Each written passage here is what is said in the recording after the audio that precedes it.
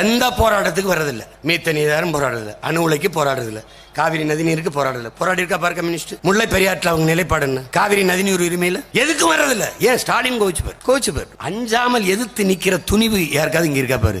அவர் coach பாரு. அடுத்த தடவை கூட்டணியில் சேர்ப்பாரோ சேர்க்க மாட்டாரோ, இந்த எண்ணம் தான். இதை நம்ம மாற்றணும். ஏன் தனிச்சு நிக்கிறோம்? அவர்கள் மேல இருக்கிற வெறுப்பு நம்ம மேல பரவிடக்கூடாது. தாயின் மார்ல கறந்த பால் போல இருக்கணும். அரசியல் உண்மையும் நேர்மையுமா இருந்து மண்ணுக்கும் மக்களுக்கும் உழைக்கக்கூடிய ஒரு புனிதமான அமைப்பு. அதுல என்ன இருக்கு? ஊழல், லஞ்சம்லாம். நம்ம முன்னவர்கள் என்ன சாதாரணமானவர்களா? சிவானந்தம் என்ற நம் தாத்தா அவனுக்கு தெரியாதா? கம்யூனிஸ்ட் தத்துவத்தில் எடுத்துக்கொண்ட பிதாமகன் நல்லகனு தெரியாதா? இன்னைக்கு நீ பார்க்கலையா? இன்னும் நம்மோடு ஒரு வாழும் மகான் இருக்குதானே செய்யறாரு. வார்டு கவுன்சிலர் பதவி கூட நீங்க கொடுக்கல, அவருக்கு கொடுக்கல. நாட்டின் விடுதலைக்கு சிறைக்கு போய் மீச முடிய ஒவ்வொரு முடியா புடுங்கி சுருட்டால சுட்ட போதும் போராட்டத்தை விட்டு விலகாமன் என்ற புரட்சியாளன் நல்லகண்ணு ஒரு வார்டு கவுன்சிலர் பதவி கூட நீங்க கொடுக்கல. சரி, நாட்டு விடுதலைக்கு செக்கிழுத்தம் பேரை நம்ம பாட்டன் வாவுசி பேரை எவனாவது எம்எல்ஏ இருக்கானே, எம்பியா இருக்கானே, உயர்ந்த பதவியில் எங்கே இருக்காங்கன்னா தெரியுமா? உனக்கு தெரியுமா? இப்பெல்லாம் என்ன பண்ணான்னு தெரியாது. 50 வருஷமா நாட்டை கொடுத்துட்டேன். எங்க பாட்டன் அருண்மொழி சோழனா அவன் மகனுமே 29 ஆண்டு தான் ஆண்டிருக்காங்க. இவன் 50-60 வருஷமா ஆண்டுகிட்டு இருக்க. நீ பட்டா போட்டு கொடுத்துட்ட. இந்த தேர்தலில் நீ ஓட்டு போடுறது யாருக்கு? ஐயா, கருணாநிதி குடும்பம் வாழ்வதற்கும் ஆள்வதற்கும் போடுற. திராவிடம்னா இன்னும் முதல்ல தெரிஞ்சுக்க. தமிழர் அல்லாதவர் வசதியாக வாழ்வதற்கும் ஆள்வதற்குமாக உருவாக்கப்பட்ட ஒரு கோட்பாடு திராவிடம். இந்தியம் திராவிடம் ரெண்டும் வெவ்வேறு அல்ல, ரெண்டும் ஒண்ணுதான். தமிழுக்கும் தமிழனுக்கும் எதிரி. அவன் உரிமையை, அவன் உணர்வை, அவன் உயிரை இது மதிக்காது.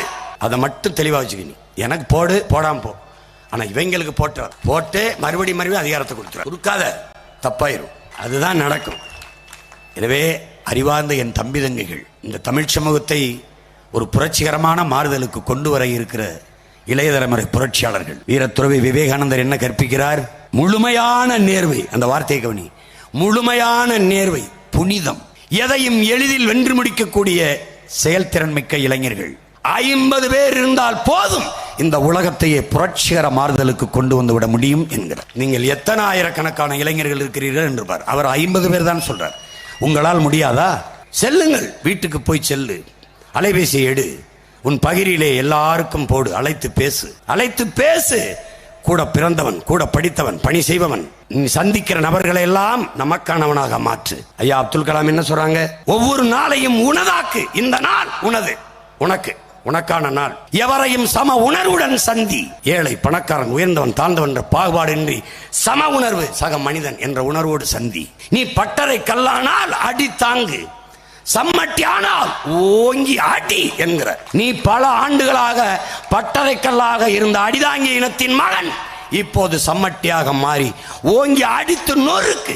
இந்த குப்பைகளை நொறுக்கு. உன் நாடே குப்பை மேடாகிவிட்டது. புரட்சியினால் ஒன்றுமில்லை என் உடன் பிறந்தவனே. நீ குடியிருக்கிற தெருவை கூட்டி சுத்தமாக செய்.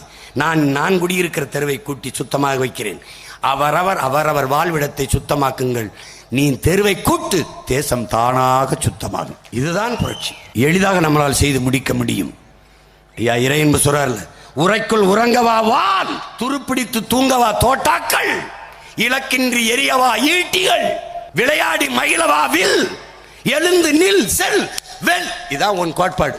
இதை மனசில் வச்சுக்கிட்டு அடிச்சிருங்க. போ வீட்டில் போய் எழுது. அம்மா அப்பா திட்டுவாங்க, பரவாயில்ல. ஒரு தாள் எழுதி, எங்கள் வீட்டில் எங்கள் ஓட்டு யாருக்கும் விற்பனைக்கு இல்லை, வாக்கு என் வலிமை மிக்க உரிமை எழுதி வச்சிரு. அழைச்சி பேசு. மச்சாண்டு யாருக்குடா போடலான் இருக்கா? வாடா அந்த வாட்டி ஒரு ஓட்டு அக்கா கார்த்தியாவுக்கு மைக் சின்னத்தில் போடுவோம்டா சொல்லு. ஒரு தான் பேசி விடு. அழைச்சி பேச்சு குரல் செய்தி போட்டு விடு. எல்லாருக்கும் அடிச்சு விடு. இமெயிலு, இன்டர்நெட்டு, இன்ஸ்டாகிராமு, ஃபேஸ்புக்கு எல்லாத்திலும் இருக்கையில் போடு. ஒரு தடவை இந்த அண்ணனை தேடு. அந்த கடைக்கு போனால் சுக்கா பக்காவாக இருக்குன்னு போய் தேடி சாப்பிட்ற.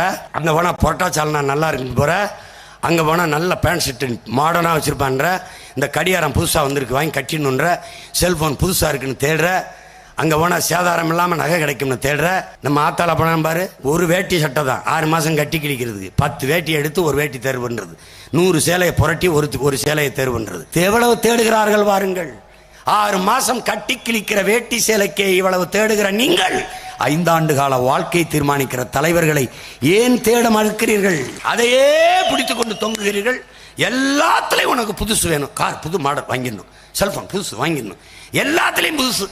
உதயசூரிய ரொம்ப பாம்பழசு, ரெட்டலா அதை விட பழசு, கை ரொம்ப பழசு, ரொம்ப பழசு, தாமரை பழசோ பழசு. எல்லாம் பழசு. ஒரே ஒண்ணுதான் புதுசு, மைக்கு.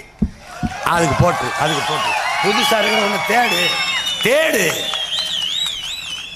புதிதாக ஒன்றை தேடு தேடு. இதை விட ஒண்ணு சொல்ல முடியாது. போட்டு பாருங்க ஓட்ட, அப்புறம் பாருங்க நாட்ட. மாற்றத்திற்கான விதையை உங்கள் மனதிலிருந்து உண்டுங்கள். இந்த உலகத்தை எப்படிப்பட்ட மாறுதலுக்கு கொண்டு வர நீ விரும்புகிறாயோ அந்த மாற்றத்தை உன்னிலிருந்து தொடங்கு என்று அண்ணல் காந்தியடிகள் சொல்கிறார்கள். உன்னிலிருந்து தொடங்கு. நான் என்னிலிருந்து, நீ உன்னிலிருந்து, நம் மண்ணிலிருந்து. மாற்றம் எங்கே தீய அரசியலின் தொடக்கம் இந்த திருவாரூரில் இருந்து தொடங்கியதோ அதே திருவாரூரில் இருந்து தூய அரசியலுக்கான தொடக்கம்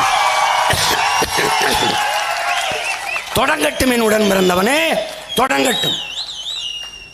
தீமையை எப்படி ஒழிப்பீர்கள் நபிகளாரே என்ற கேள்விக்கு நபிகள் நாயகம் ஸல்லல்லாஹு அலைஹி வஸல்லம் அவர்கள் நன்மையை வைத்தே ஒழிப்பேன் தீமையை.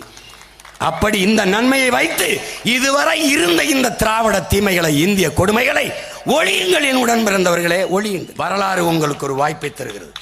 வரலாறு எந்த ஒரு தலைவனின் வருகைக்கும் காத்திருந்ததில்லை. இருப்பதில் ஒருவனை தேர்வு செய்து அவன் கையை பிடித்துக் கொண்டு நடந்துவிடும். அப்படித்தான் இந்த பிள்ளைகள், உங்கள் பிள்ளைகள் எங்கள் கைகளை பிடித்துக் கொண்டு நடந்து போகிறோம். இது ஒரு தொடர் ஓட்டம்.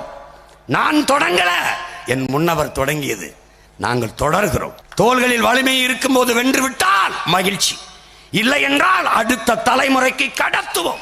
அவர்கள் ஓடுவார்கள். என்றாவது ஒரு நாள் என் இனம் வெற்றி கோட்டை தொடும், எழும், மீளும், வாழும்.